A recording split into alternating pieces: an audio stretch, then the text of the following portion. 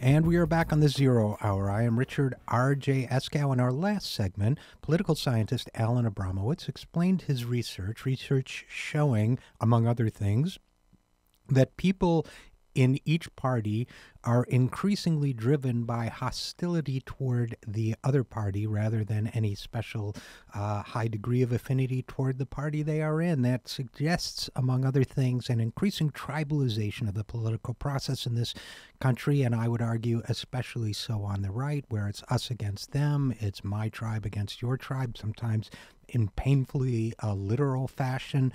So we're up against that. And we'll also, in an upcoming segment of today's program, talk about how this kind of polarization reflects itself in the language used on Twitter. So please stick around. I think you'll find it fascinating. And while I believe that Professor Abramowitz is absolutely right that it is very difficult to govern when you have two parties in ideological opposition, and especially when one of them is determined to see the other fail.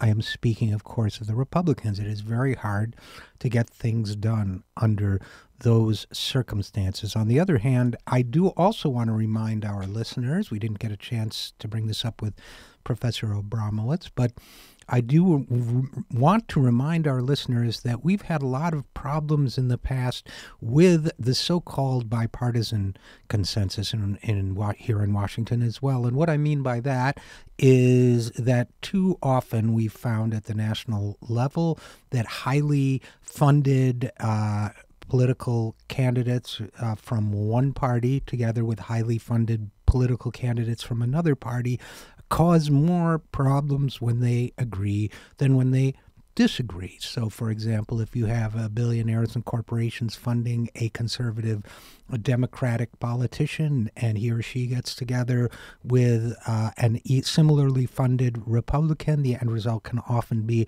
a kind of bipartisan consensus that does not reflect either the will or the interests of the American people at large. We saw that very much in the 2010 period of this century, when we found that a lot of people in both parties were talking about cutting Social Security and were talking about a grand bargain that would scale back the government services that do so much to help so many. So while we rightly decry polarization, let us not over-exalt the kind of political consensus that has led us into trouble before. Rather than promote bipartisanship, which means whoever can buy both parties, let us promote something beyond partisanship itself, which is a movement that promotes the interests of the American majority. That's what I'm for. I hope it's what you're for,